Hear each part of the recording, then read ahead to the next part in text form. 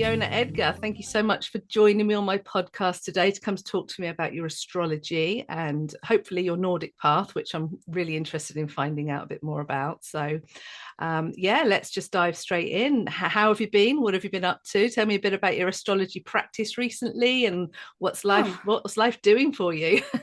well, life is good at the moment. I actually just moved from Ireland to Denmark Yeah, about 10 months ago.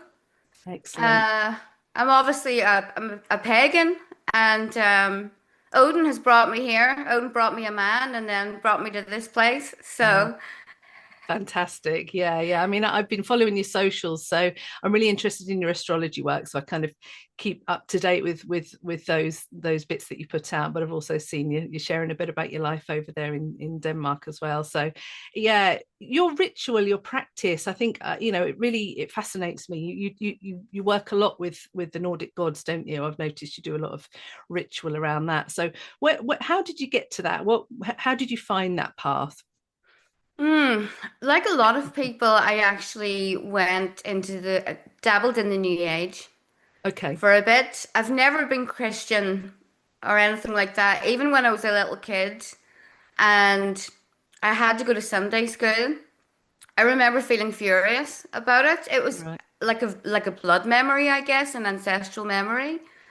And I've always been spiritual because I come from a spiritual family. Great grandparents were spiritualists, which was quite unusual for the time. And I kind of went to dabble in New Age workshops. I will say I was never entirely New Age. I didn't go the whole 9 yards with it. But that kind of, I started to discover about goddesses and different gods and belief systems and shamanism. And then I think it was about 2016. Uh, I think it was Thomas Sheridan. He was talking about ancestral stuff, and it really struck a chord with me. Mm. And I was just like, oh, he's right. Because this is the way it always was. It was always ancestral based, and there was traditions and that went back to the beginning of time. So I was born in Ireland, but most of my ancestry is Scottish and Anglo-Saxon and a bit of Danish and German. Okay. So it was the Nordic gods that called to me. And I remember the first ritual that I did, with Odin. I just thought, give him some offerings and try to connect. Hey, hey, it's me. Yeah. You don't know me, but you knew my ancestors. And he was very responsive very quickly. Okay. And my life started to change at that point. Okay. Fascinating. Okay. So, was there a group around you that you kind of learnt from, or did you just sort of dive into researching yourself, or was information brought to you, or how did it happen? At that point, I'd already done rituals and things. Hmm. So I kind of knew what I was doing anyway. Yeah. Yeah. And I knew that ancient people always focused on giving offerings. Yeah. Way back in time, they would have given the river offerings, the trees, the animals. So anytime that I want to connect or, with a god or goddess, I always give them some offerings, mead, incense, uh, maybe some food. It Right. depends. Yeah. Yeah.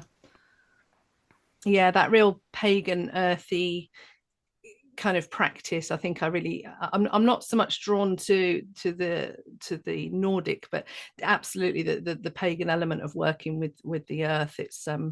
Yeah, it's always been kind of rooted in me as well. And astrology as well. I think that, and tarot. Do you read tarot as well? I do, You do, yeah. yeah, yeah, yeah. I think they all kind of really sort of blend in and tie hand in hand. You do the runes as well. I do, yeah. So yeah, you're practicing all of it. That's fantastic. So, so the astrology, did that come along with your kind of investigations around the Nordic spirituality, or is that something that separately found its way into your life? That came much, much earlier because my oldest sister introduced me to astrology when I was pretty young, Okay, still a teenager. right. And I was kind of obsessed with astrology from that day on. I obviously knew my sun sign, like most people do. I'm a Cancer, but it Okay, was she introduced me to rising signs and moon signs. I was like, wow, this really works. So that came much sooner. However, it introduced me to archetypal energies and Mm, different gods and goddesses because the planets are named after them. yes. Yeah. Yeah. Yeah. Uh, and that kind of did lead me to paganism, I guess. Yeah. But Yeah. it's been a lifelong obsession almost now. I'm almost 44 now, so Yeah. astrology is, a huge part of my life. Yeah, you're doing an awful lot of it, aren't you? So do you consult a lot? You've got a lot of consultations happening. It's your business, is it? It is, it's That's my yeah. bread and butter, but Oh, also brilliant. my love. Yeah, that's great. That's great that you can earn a living from what you're really passionate about and something that you've got great sort of belief in. And yeah, yeah, it's fantastic. Well done. Excellent. Good stuff. Thanks. It's inspiring. It really is. Yeah, it's good to see. Yeah, that people can really make a living and be taken seriously. There's a lot of I think there's a lot of controversy around whether astrology is a real kind of thing. I suppose it's about whether it speaks to you or not, isn't it? I think that's the one, really, isn't it? Yeah, yes, it is. And it's also because a lot of astrology these days is just absolute garbage. Yeah, yeah, It's okay. candy coated nonsense, Yeah, yeah. that astrologers used to advise kings and emperors, and it used to be taught in universities. And now it's this kind of diluted new age garbage Mm, that they don't even make predictions, because they can't. right. And I don't blame people for thinking that it's garbage when that's all that they see. Yeah, yeah. We used to get the daily forecasts in the newspapers, didn't we? Back in the I remember in the 90s, you'd get your weekly magazines with the crap about what was going to happen, what was going to happen for each sign. Back then I used to sit and think, well, there's probably a huge percentage of people in the world that are all a Taurus. So how's that going to Mm. apply to every single Taurus on the planet? It doesn't. It never rang true then. But yeah, like yourself, I kind of dug into it a bit more and realized, yeah, there's a lot more to it than what the mainstream media give us, or what the powers that be give us. I remember also finding astrological symbols all over churches, when not that I have any Christian kind of connection, but just wandering around churches for the acoustics and enjoying the architecture and seeing astrological symbols all over. And there's another thing that kind of, well, if it's so sort of antichrist, why have they got their symbols all over their buildings? Yeah, and it makes you scratch your head, doesn't it, and wonder what's going on. There's something a lot deeper. So what do you say about that, about those Christian buildings having the symbolism all over them? Yeah, well, they've taken a lot from polytheism, Yeah, and the evidence is there, really, in the Bible stories as well. It's a lot of it's been taken from this and that. So, yeah, it's there, but Christianity hasn't always been so, intolerant of astrology. mm, But there was a time when it was more accepted, and then there was a time when they burned astrologers because they knew too much about rulers and heads of state and things. And okay. now it's kind of like, well, they don't really know anything about astrology, but No. the whole thing about the 12, that's a common argument about astrology. Oh, how could it work when there's like only 12 different types of people? And well, it's yeah, your birth chart is going to be completely, almost exactly unique to yourself, Mm, unless someone is born at the same time and location as you. yeah, Uh, yeah.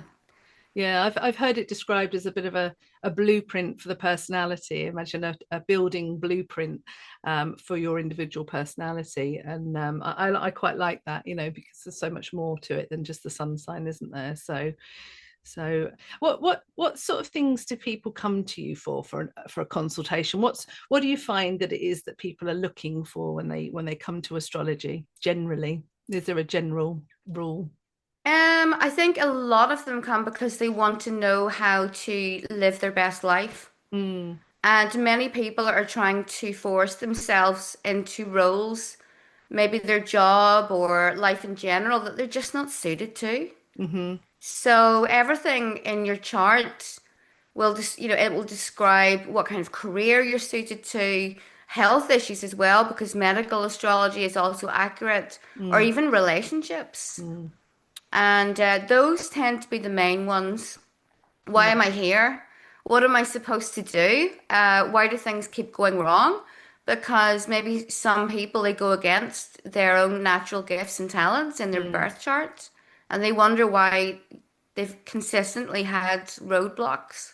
right. Yeah. And you can help them by showing them where their challenges are, maybe. Do you think? How is it that you can help them by looking at their chart? A lot of people self-sabotage, Okay. Yeah. and maybe someone was born with a difficult aspect between Venus and Saturn. Okay. And they keep going for really emotionally unavailable partners all the time.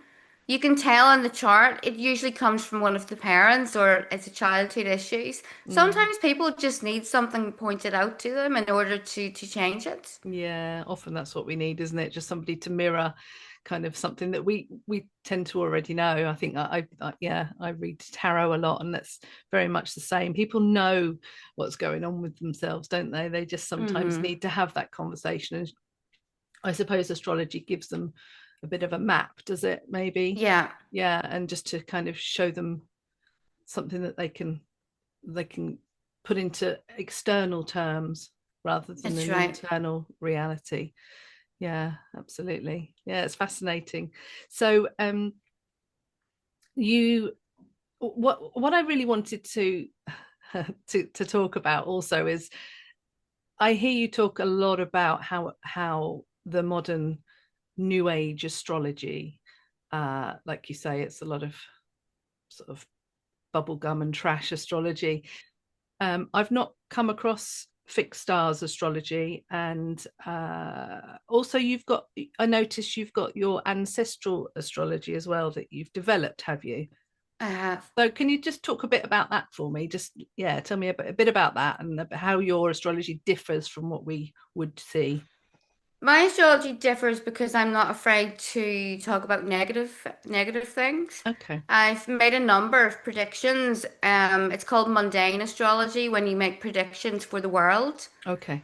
and I've made a number of them that have been accurate. On I was on Unslaved podcast with Michael Tsarian, Oh and yeah, I predicted the events of the whole pandemic thing and whatnot. yeah, Um, I think a lot of people are afraid to talk about negative issues because they'll get less views. yeah. Interesting. And Yeah, I'm not afraid of that because I don't what use is astrology if we are telling lies? And yeah. if we're only talking about unicorns and rainbows, it's useless. Yeah, yeah, we can't make any changes, I suppose. There's no real work happening, is there? It's all just sugar coated, like that's the term you used, I think, isn't it? Yeah, sugar coated.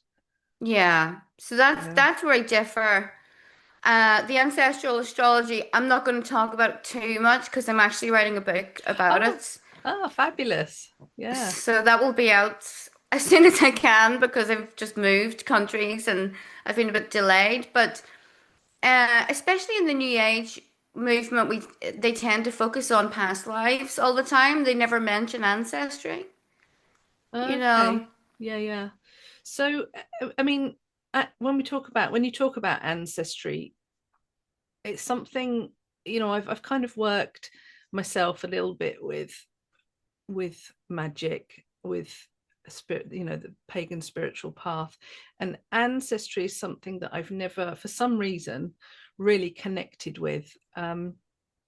So when you talk about ancestry, what are we talking about? Recent ancestry, the lineage that goes right back? I mean, how do you well, so you don't want to talk about it because of your book, I understand, but what do you mean by ancestry, I suppose, is my question. I think parts of our ancestors, no matter how far away they were, are all within our bodies. Mm-hmm. And I think their experiences have shaped us as well. And every tribe on the planet used to venerate their ancestors until the Abrahamic religions came along. So when we forget about our ancestors, we Mm. forget about parts of ourselves. Yeah. And when we have ancestral wounds, because we all know about family curses, that seem to go in cycles and they can't get rid of it. All of those things can be helped by just simply giving offerings and acknowledging the ancestors. Mm.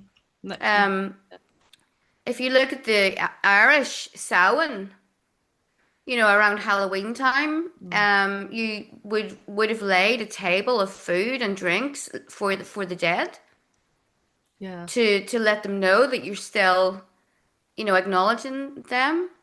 And again, it's always about offerings, give and take. If you give them something, they give something in return. Mm. Even the Japanese have the concept of hungry ghosts, Mm. an ancestor that has been forgotten, so they cause a bunch of trouble.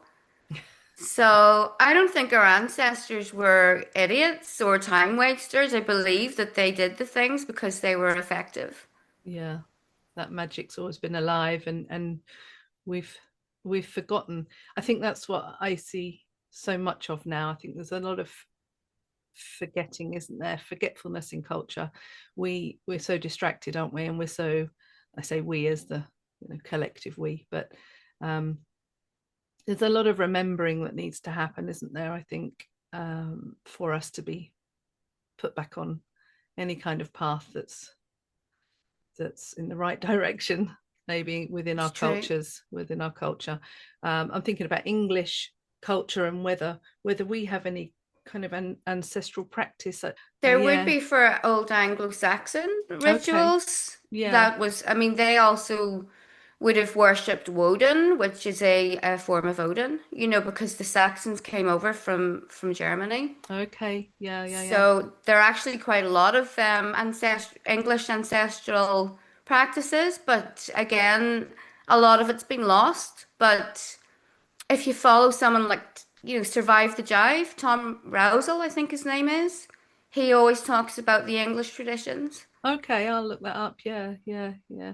Because there is a lot. I mean, I over the years I visited Ireland an awful lot. A couple of times a year I'm over usually, and I witness that there's a lot more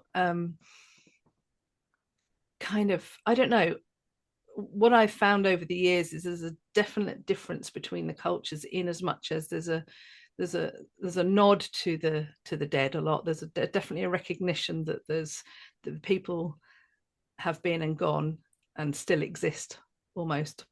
Yeah. And that's very very much missing here, and also the connection to the land over there. I mean, the land in Ireland, it's so alive still. I'm actually off Mm. over to Ireland next week, but that's another thing I've noticed about the land over there. It's so rich and alive. The land energy still buzzes, and it's hard to find somewhere in England, personally for myself, to find that level of aliveness in the land. It feels we're very muted. We're very the land energy feels stagnant a lot. Um, but yeah, that's just noticing the differences really between Ireland and England. It's interesting. I wonder what what the reasons are, and what's contributing to that. Have you any ideas around that? Hmm. I haven't really spent that much time in England Mm, since I went on that path. So I can't say, but I do understand what you mean about the Irish mm. land. It's alive. It is, yeah. And last year, before I left Ireland, I actually did this old Nordic practice called sitting out. Okay. And you sit out on a sacred site or a burial mound or a forest by yourself, specifically with the purpose of contacting the spirit of the earth, but also the ancestors. Okay. And that is a really worthwhile experience because the land did speak to me that time. Okay. Interesting. Yeah. You got some messages, did you? I did, and to be honest, it was quite sad because it Oh, was like 2 months before I left okay. Ireland. Yeah. And the spirit of Ireland basically told me that it always protected me. And it was just a really intimate thing. So it was quite emotional, and I Yeah. wasn't expecting it, to be honest. Yeah. Yeah. yeah. and it just changed something. I do intend on doing it here as Oh, well in Denmark, but it's yeah, been so cold yeah, until now. yeah. Interesting experience. Yeah, I have to find out a bit more about that.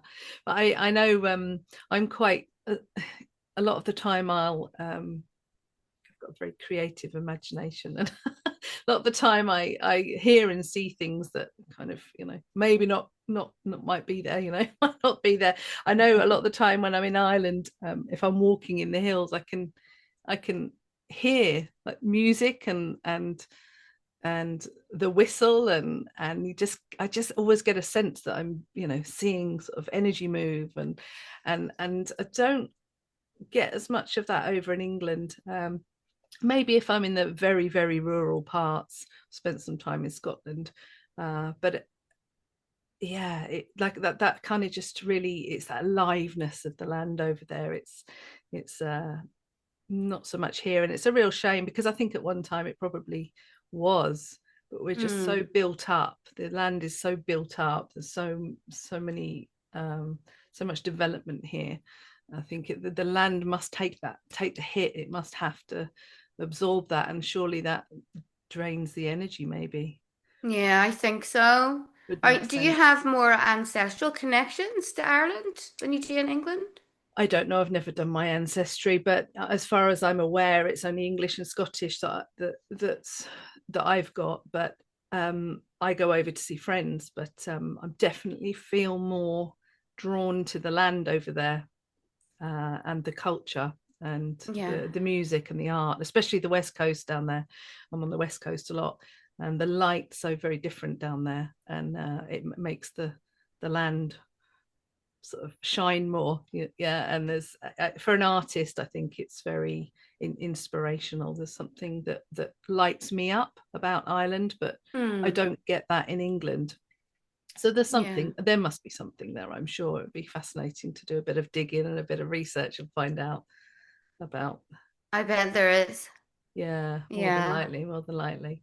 So you're now over on on the east side, and you're over to Europe. I Mm-hmm. suppose you were in Europe because you're Ireland. Yeah, yeah. So what's the land like over there? I mean, how are you living rurally? How is it? Yes, I'm living on Foon, which is actually Odin's Island. Okay, Um, and before that, we were on the main area of Denmark, which is called Jutland. right. And when we moved there, the house that we lived in, it was full of spirits. Now, I Okay, don't mind spirits at all, as yeah, long as they don't cause any trouble. yeah.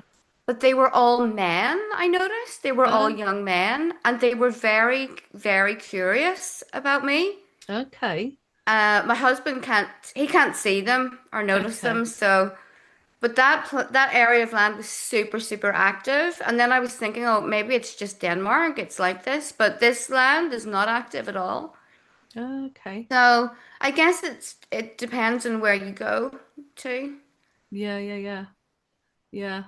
And so your your astrology work, is that, are you getting clients from where you're living?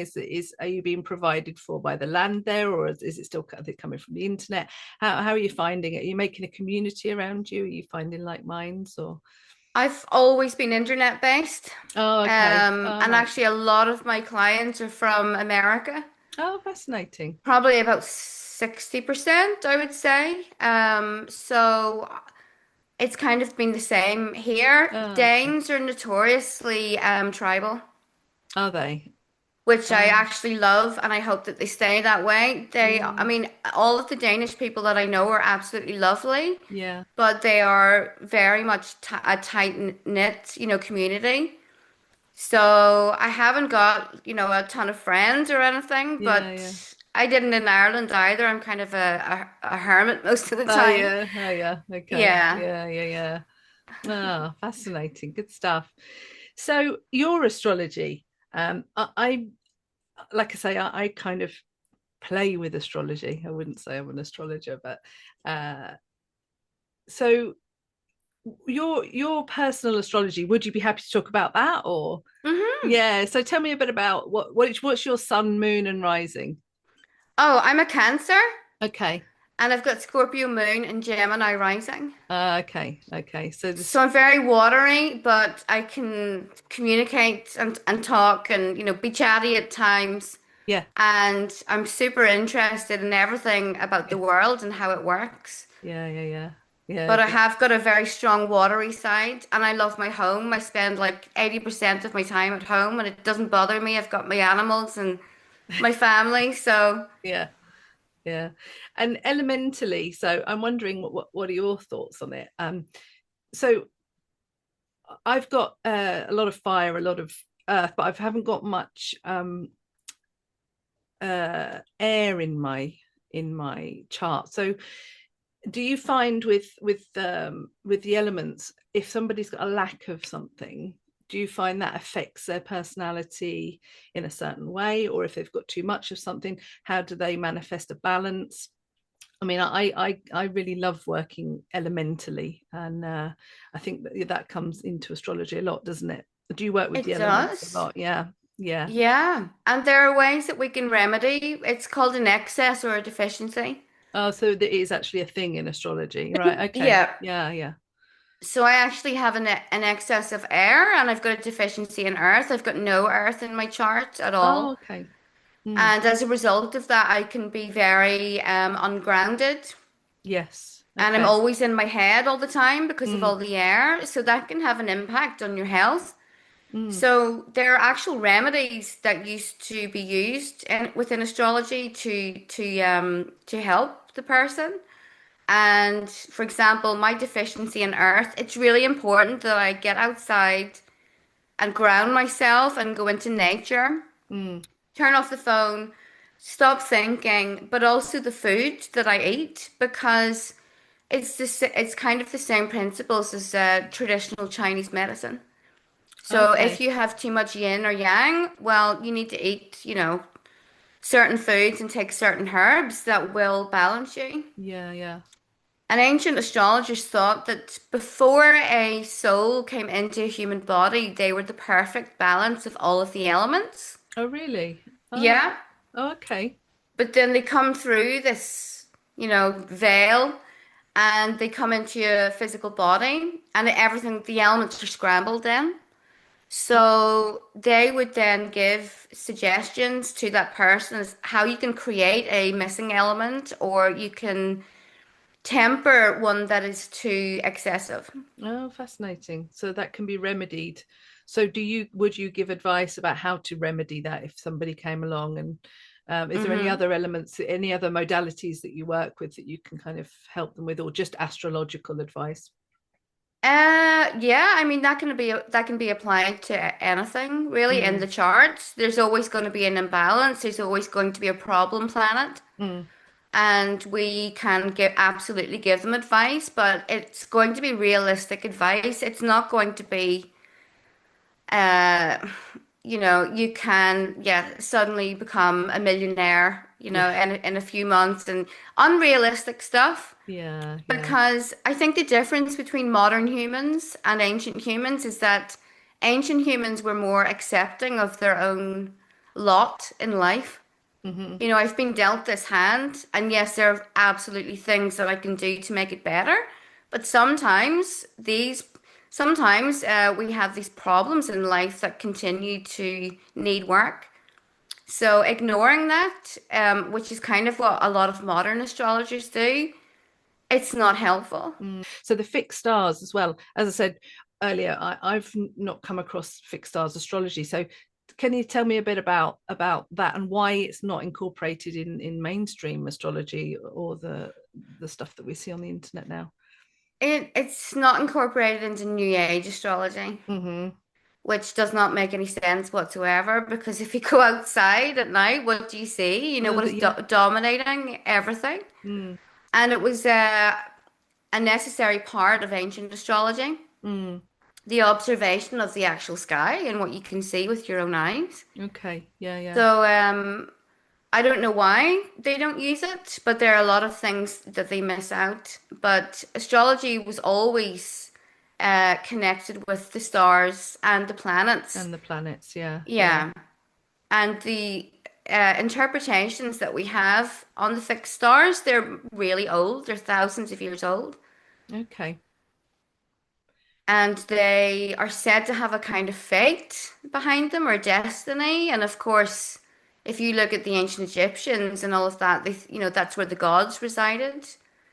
So they're a really important part of astrology. Hmm. Yeah, yeah. So a planet, in layman's terms, a planet is in motion. Yeah. So and then so the stars are fixed. I don't understand what that means. How if if you're telling a 3-year-old, what's the difference between the planet and the star there? They do actually drift a small amount, Okay. but it's very, very, minuscule each Mm, year. But yeah, I mean, there's this separation now between, with the planets and the stars when actually they complement each other.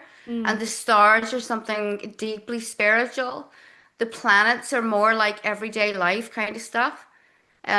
So they've taken a really important part out of astrology. yeah. And have you got any ideas around why they've taken that out? Do you think it's again just a blocking of knowledge and a blocking of empowerment through the knowledge? There are people that we can kind of hold responsible for this, and they are the Theosophical Society. Okay. So there was an astrologer called Alan Leo, and he decided to make astrology more accessible to the average person, and that Mm. he thought it would be a good idea to dumb it down. And he created the sun sign astrology that has dominated all of the newspapers. Okay. So that, and also lack of resources, because ancient Hellenic texts, ancient Greek texts on astrology, a lot of them only became translated in the 90s. Oh, okay. That's interesting. Yeah. So we just got all of this kind of dumb version, and people were trying to piece it together themselves and then ignoring ancient texts. And if you ask me, it was done on purpose Mm, because astrology is something that the powers that be, they don't want the average person to be able to look up a politician or mm. someone in control and actually see that they're the opposite of how they portray themselves. Yeah, yeah. They don't want they want to control the narrative, don't they? So absolutely. So I've noticed you've had a lot to say around, or a lot of predictions to make around the political landscape in America recently. Not that I want to get onto that, but it's just interesting how your predictions. I've seen, yeah, your predictions on global events have been sort of manifest. So, uh, I mean that, yeah, that's absolutely fascinating. It's real evidence, isn't it, that this stuff really works. And what are you doing with that work at the minute? So, is it something that you're putting out? I suppose the question is, what is it something you're focused on? This kind of global predictions? It's something, a body of work that you're putting together, or do you just like to sit back and throw out predictions and have fun with it? I make predictions like that when I have the time. At the moment, I Yeah, don't because I've got a new horse and all kinds of things going on. yeah, But those types of predictions are actually, they should be fairly easy for any astrologer to make but they're just not doing because it. they're not doing Yeah, it because it's not popular. yeah, yeah, And also, they don't read the old books. I mean, this isn't me, I'm not getting information beamed into my head by a UFO. It's just following the formula that all of the old astrologers used to use. yeah. And because of thousands of years of observations, certain alignments will be, an earthquake or this is going to happen. So I can't really take the credit for it. I'm just doing what they said. You're the one being public about it and making the noise about it. Yeah, and it's good stuff. Yeah, it's really good stuff. How do you, I mean, if you started to, I'm assuming when you started with the bubblegum astrology when you were younger, did you? And then have you just researched more and more? You've just dug more and more? Is that your Scorpio moon there digging and digging and digging? That's right. Yes. I Is that did what you've dig. done? Yeah. Yeah, I mean, I have to say, I really didn't read that many books on astrology. It seemed to be Mm, almost like a kind of blood memory thing with me right. Okay. because I've Yeah. known stuff that I hadn't read anywhere, but then actually when I started to read the old books, Mm. I found out that it was true. So it's like a resonance. It's like just Yeah, confirming what you knew. Yeah. So you've come to do it then. You've I've come to do come to this do work. it. Yeah. I have, and I've always I guess I've always done it a bit differently than, Mm. the modern astrologers, but I can't really t take all of the credit. It really does seem to be an ancestor of mine knew all of this stuff and has passed it on. Yeah. You've been open to receiving it and running with it, because I think a lot of the time we are given stuff, aren't we? I think it if we're open to listening to our intuition, open to listening to what we're being given, a lot of us could be doing a lot more than we are. I mean, I speak for myself mainly, you know. um yeah, and astrology's great at pointing, isn't it? Like a signpost. It Hmm. signposts us. That's what it's done for me when I've played with it. But if we're open and listening, which it sounds like you have been most of your life, you're very um, acutely aware of yourself. Obviously, you're able to to pick up what you need to pick up to take your life in the direction it's taken it, and it's working for you. So, what would you say to other people that are kind of um, maybe not listening to themselves as much?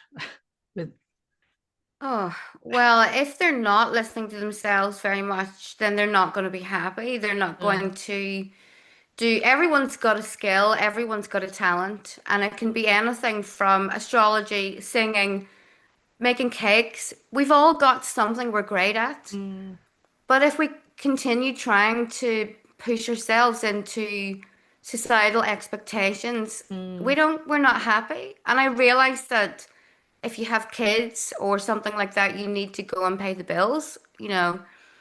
But we've all got something that we could be doing that makes us deeply happy and that we're good at. mm, So you just have to take control of yourself and your own life. yeah. And as we say in Northern Ireland, have a word with yourself.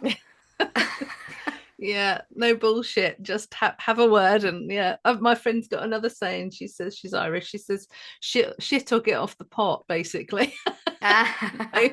Stop dancing around it. Yeah, yeah. Yeah. So is it something in the chart maybe that you can see with people if they have a particular talent or a particular direction in life, or some kind of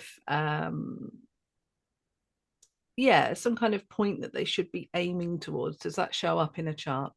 It does, Mm, yeah. So in a number of places, but the ascendant and the north node will be good signposts. Go here. So okay. the north node it is literally a signpost because you haven't been there in this life, in other lives, your ancestors haven't got it quite right. So you must go here. It's going to be difficult. It's going to be a bit like I want to go on a plane to China and spend a few weeks there. It takes planning. You're going to be hit with this and you have to save money. You have to get someone to look after your cat. But when you get there, it's really worthwhile. So it's like this is your work to do in this life. Is that what Yes. it is? Yeah, the North Node. The Yeah, great work. okay. Interesting. Yeah. I'll have to look up what mine is and do some research. Yeah. Fascinating stuff. So what's your North Node then? My North Node is in Leo. Okay. So what does that say about you? So the South Node is your comfort zone. It's directly opposite the North Node. Okay. So mine's in Aquarius. I'm used to being the oddball and Okay. the mad scientist in the laboratory, Yeah. that doesn't socialize. Yeah. But the North Node in Leo is about becoming comfortable in the spotlight and being in a position of power. Hmm. Which I am within my astrology practice. So Yeah. it was about learning how to embrace that and share that Mm. and not skirting around in the background. Oh, fascinating. So I mean, you've got a lot of self-assurance. I can really feel that you're very sure of yourself and very confident, and that's quite a Leo trait, isn't it? I am now, but Yeah, 10 years ago, I wasn't. really. Yeah. Yeah, I mean, I think it's something that comes though as you get older as well. I mean, Mm, when you're in your 40s, you stop caring so much about what yeah. people think. Yeah. But when Yeah. you're a young girl, oh no, I can't do that. You're so embarrassed. But Yeah. I think the confidence also came with astrology and realizing that I was good at it. Mm, And mm. from the feedback that other people gave me, and of course, that made me, comfortable with doing things like this. Yeah, yeah, yeah. And you're very much in that you've got a very strong personality. You come across on the camera like you've got a very strong personality, and people would probably gravitate to you and like that. So it sounds like you're on your right path, like we say, like we said. So yeah, the astrology is there, and if people want to use it to improve themselves, it's a great tool, isn't it? It And really to is. get themselves onto that path. If people wanted to have a consultation with you, what would they have to do? Can they reach you through the internet? So you can do all of your work via the internet, is that right? Yeah, I do all of my work over Zoom. Mm. Okay. Skype before they took it away. Yeah. So you could just go to my website. I offer a number of different readings, Mm-hmm. from 1 hour to 2 hours. So I do tarot as well, and so you can just go and have a browse in my website and get in touch if you want. If you want to talk to me first, then shoot me an email. It's all on my website. Yeah, good stuff. Okay. And you've got your own podcast, haven't you? I've noticed you've got something on Substack. Do you want to tell us a bit about that? And then people can kind of tune in if they want to find out a bit more about what you're talking about. Sure. So it's called the Moss Wife's Brew. Mm. When I moved to Denmark and it got very cold in the winter, my husband started to talk to me about this thing called the Moss Wife's Brew. And Okay. it's like a circle of fog that suddenly appears. Okay. And the folklore is that there is a witch in it and Oh. she's poisoning the fog and, doing hocus pocus. And I thought, wow, I love that. Wouldn't that be a great name for a podcast? So then I'm really interested in health and wellness Hmm.